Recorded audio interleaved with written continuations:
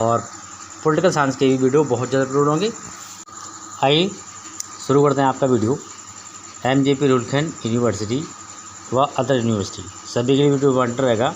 जो भी MA की परीक्षा में बैठ रहे हैं, MA first year semester first रहेगा। सब्जेक्ट इंग्लिश लिटरेचर है। Paper first 14 to 17 century, paper second 18 to 20 century and paper third background history of English literature. Paper 4 तो आपका फर्स्ट पेपर से थर्ड पेपर तक के जितने भी इम्पोर्टेंट क्वेश्चन थे वो हमने अपलोड कर दिए हैं।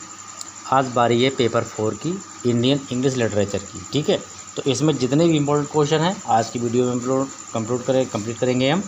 और नेक्स्ट वीडियो आपका आएगा इम्पोर्टेंट एक्सप्लेनेशन का, क्योंकि इंग्लिश की यदि आप लोग इंग्लिश कर रहे हैं तो उसमें एक्सप्लेनेशन भी आते हैं, रेफरेंस कॉन्टेक्स्ट आते हैं, तो उनका वीडियो चारों पेपर का अलग बनेगा। और इनमें मैंने आपको बारी बारी से 3 पेपर के इम्पोर्टेंट क्वेश्चन करा दिए हैं। चौथा पेपर बचा हुआ है, उसकी बारी आज है। और इसके साथ ही वीडियो पसंद आए लाइक जरूर कीजिएगा। ये मैंने यहाँ पे इसे रखता हूँ क्योंकि आपको ये भी दिखता रहेगा, समझ में आ जाएगा कि इसकी समय सीमा रहती है 3 घंटे की और मैक्सिमम जो मार्क होते हैं वो 75 मार्क होते हैं। ठीक है, इसका फर्स्ट पेपर भी मैंने अपलोड कर दिया है। फर्स्ट एग्ज़ाम पेपर कैसा आएगा वो भी अपलोडेड है, जो कि प्ले लिस्ट में पड़ा हुआ है, आप वहाँ जाके देख सकते हैं। तो यहाँ पर ये आपको और जिसे PDF चाहिए है तो PDF भी मिल जाएगा। और बस आप लोग जोड़ते रहिएगा, सब्सक्राइबर्स जुड़ते रहिएगा। जल्दी से आप फटाफट टाइम और ये सब्सक्राइब पूरा कराइए, और जितना जल्दी हो सकता है उतना जल्दी मैं आपके लिए कोर्स जो MA का हमारा चल रहा है पॉलिटिकल साइंस का, मैंने फर्स्ट पेपर का जो सिलेबस है वो अपलोड कर दिया है। अभी 3 पेपर बचे हुए हैं, उनके भी सिलेबस हम बहुत जल्द अपलोड कर देंगे, क्योंकि ये छूट रहा था इसलिए मैंने इसको पहले पूरा कराया है। और आप लोग ऐसे ही साथ देते रहिएगा। तो यहाँ पर ये अब बढ़ते हैं हम आगे फटाफट। ये पेपर क्वेश्चन फर्स्ट है और ये हमने अपलोड कर दिया है। इसमें लॉन्ग क्वेश्चन भी अपलोड हो चुका था और इसमें लॉन्ग क्वेश्चन इतने सारे हैं, मैंने सारे करा दिए हैं। पेपर सेकंड भी हो चुका है आपका, ये सेकंड पेपर था। ठीक है, 18 to 20 सेंचुरी, इसके क्वेश्चन भी अपलोड करा दिए हैं हमने। और पेपर थर्ड की बारी आ रही है, ये पेपर थर्ड है आपका, तो इसे भी हमने अपलोड करा दिया है। और ये आपके पेपर कोड का ध्यान रखिएगा। और थर्ड, अगर आप लोग MA थर्ड सेमेस्टर में हो तो थर्ड वाले भी आप कमेंट में लिखिएगा, जो भी सेमेस्टर आपका हो कमेंट में एक बार अपना सेमेस्टर जरूर लिख दीजिएगा। ये आपका पेपर थर्ड है, उसके इम्पोर्टेंट क्वेश्चन है ये। और अब हम पहुंच रहे हैं अपने पेपर 4 की ओर। लीजिए पेपर 4 आ गया। तो इसमें क्या है, इसमें देखिए इंडियन इंग्लिश लिटरेचर ये पेपर का नाम है। पेपर कोड हमारा ये रहा 441454। ठीक है, इसमें वेरी मोस्ट इम्पॉर्टेंट क्वेश्चन यानी लॉन्ग क्वेश्चन को कवर करेंगे फ्रॉम ऑल यूनिट, सभी यूनिट से। और समय इस समय रात के 3 बजने वाले हैं। तो आइए अब इनको समझ लेते हैं बारी बारी से। तो आप लोगों से मेरी रिक्वेस्ट यही रहेगी कि आप लोग वीडियो को अपने 5 लोगों तक ज़रूर भेजिएगा, जिससे कि लोग जुड़ते रहें और उनके लिए भी बेनिफिट होता रहे।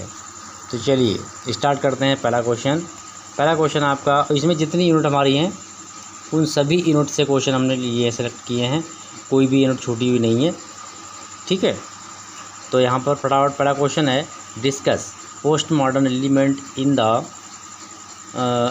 Indian writing in English. जो पोस्ट मॉडर्न एलिमेंट्स हैं वो इंडियन इंग्लिश राइटिंग में या इंडियन राइटिंग इन इंग्लिश में उनका क्या महत्व है, क्या उसका प्रभाव पड़ता है या क्यों ज़रूरी है। ठीक है, next the influence of post colonialism on Indian writing in English.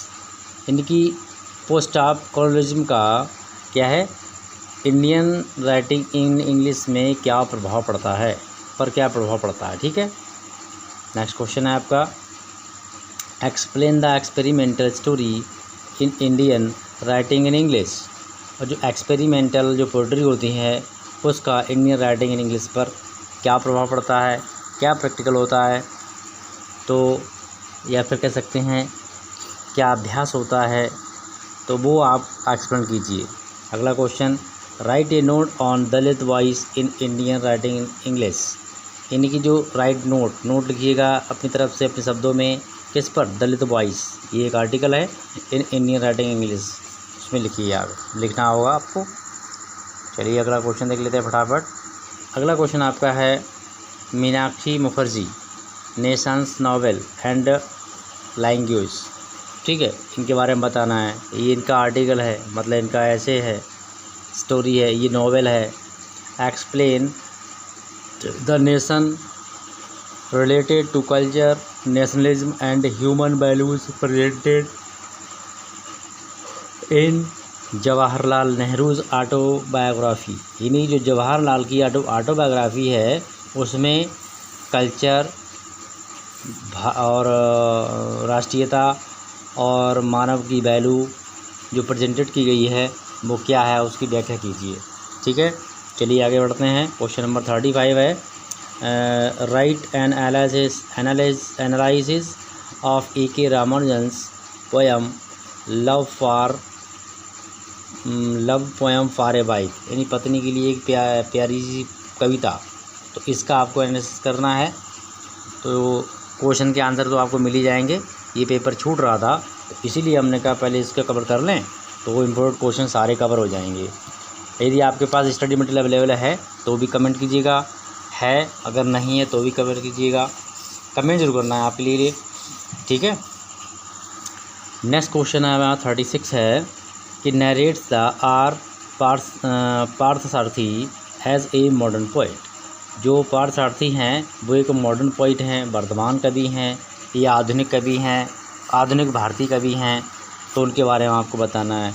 Next आपका है discuss Sarojini Naidu as a poetess, मतलब जो सरोजिनी नायडू हैं वो क्या हैं, एक कवित्री हैं, कैसे क्या जानते हैं उनके बारे में, कैसे लिखेंगे आप। ठीक है, तो बताइएगा।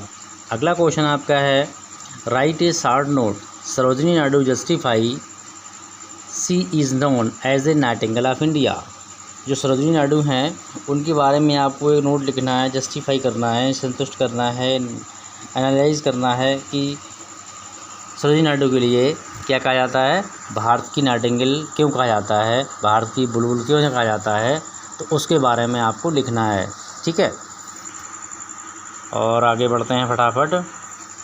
इसके साथ ही और आप लोग जिस किसी सब्जेक्ट से एमए कर रहे हो, हमारे चैनल पर आपके लिए 4 सब्जेक्ट मिलेंगे, जिसमें आपके लिए सोशोलॉजी मिलेगा और इंग्लिश पॉलिटिकल, ये 3 सब्जेक्ट हम पढ़ा रहे हैं एमए में।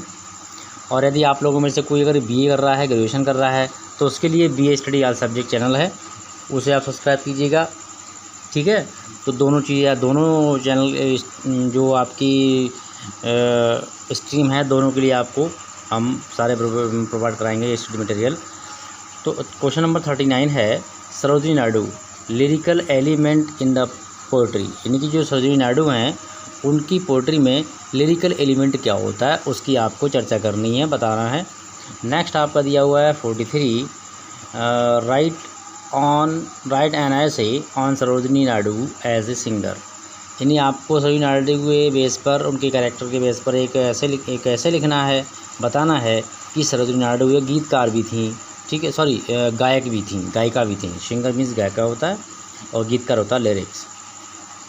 क्वेश्चन नंबर 41 है write a critical appreciation of Sarojini's Naidu's poem Buddha seated on the lotus.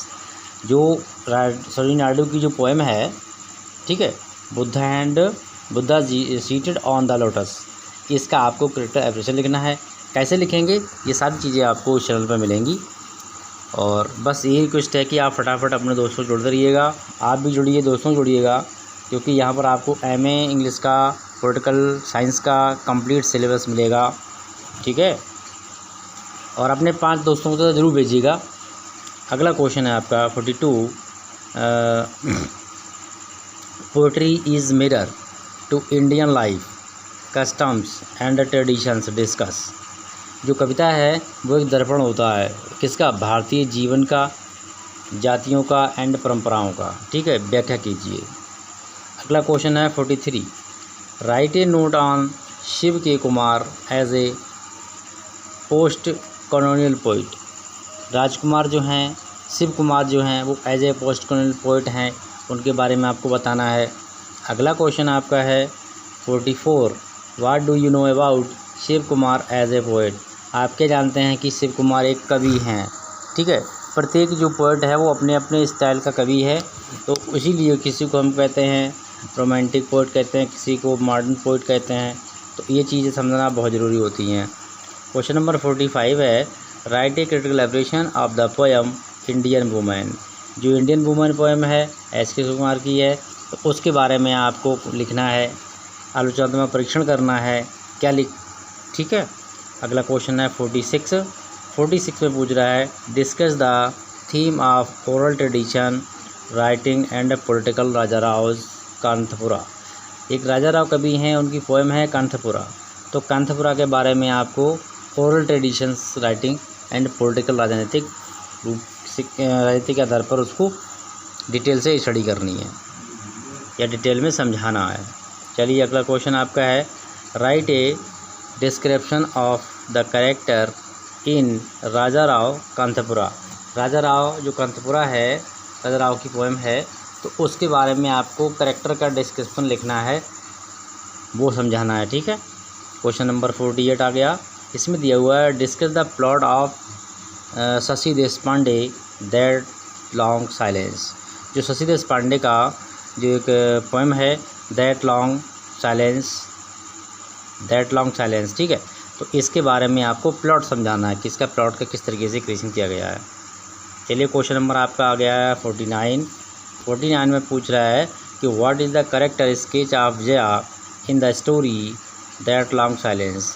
Short story है ये, क्योंकि आपकी जो पेपर 3 है उसमें कॉन्सेप्ट को पढ़ना है, आपके लिए शॉर्ट स्टोरी पढ़नी है, पोएट्री पढ़नी है और ड्रामा पढ़ना है। तो इन सभी से रिलेटेड क्वेश्चन जो थे इस वीडियो में हमने कवर किए हैं। क्वेश्चन नंबर हमारा 50 है। 50 पूछ रहा है, write a note on the themes of Arundhati Roy the God of small things. Arundhati Roy की ये मतलब पोएम शॉर्ट स्टोरी है the God of small things. तो इसके बारे में भी आपको बताना है, ठीक है, नोट लिखना है। अगला क्वेश्चन आपका 51 है, लिखा है discuss Mulk Raj Anand as a short story writer. मतलब जो मुल्कराज आनंद हैं, ये भी वेरी इंपॉर्टेंट क्वेश्चन रहेगा इनका कि ये शॉर्ट स्टोरी राइटर हैं, आप क्या जानते हैं इनके बारे में, क्या बताएंगे। तो इस तरीके से आपको लिखना पड़ेगा। क्वेश्चन नंबर आपका है 52, लिखा है, write a critical appreciation of Salman Rushdie story the free radio. The free radio है सलमान रश्दी का एक, इनकी ये शॉर्ट स्टोरी है। तो इसके बारे में आपको क्रिटिकल एप्रिसिएशन लिखना है। देखिए क्रिटिकल एप्रिसिएशन कैसे लिखेंगे और आपका राइटर का क्रिटिकल एप्रिसिएशन कैसे लिखोगे, ये सारी चीज़ें मैं आपको समझाऊंगा। बस आपको एक ही बात का ध्यान रखना है कि वीडियो को लाइक शेयर एंड कमेंट जरूर करना है। सारे क्वेश्चन मिलेंगे आपको। अगला क्वेश्चन आपका है, discuss the theme of Anita Desai story the devoted sun.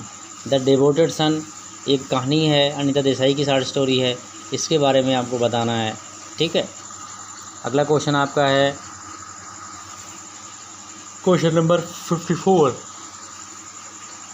Right a critical appreciation of Vijay Tendulkar से प्ले। विजय तेंदुलकर, अब यहाँ पर हम बात करेंगे किसकी, ड्रामा की बात करेंगे, ठीक है, यहाँ पर ड्रामा की बात करेंगे। तो इसमें ड्रामा में क्या पूछ रहा है, ड्रामा ट्विस्ट है विजय तेंदुलकर, इनका प्ले है घासीराम कोतवाल, ठीक है। इसका आपको क्रिटिकल एप्रिसिएशन बनाना है, कैसे बनाएंगे ये हम सब बता देंगे, ठीक है। क्वेश्चन नंबर है 55, discuss the plot of Girish Karnad the fire and the rain. यानी गिरीश कर्नाड का जो प्ले है the fire and the rain, इसके बारे में आपको बताना है, प्लॉट किस तरह तैयार किया गया है, तो ये सारी चीज़ें आपको इसमें बतानी है। Question number 55। अब आपका पेपर कंप्लीट होता है और बस like share and subscribe please. Next update की हम शुरुआत करा देंगे आंसर प्रोवाइड कराने की, ठीक है। के लिए बेल आइकन जरूर प्रेस कीजिएगा। मिलेंगे नेक्स्ट वीडियो में।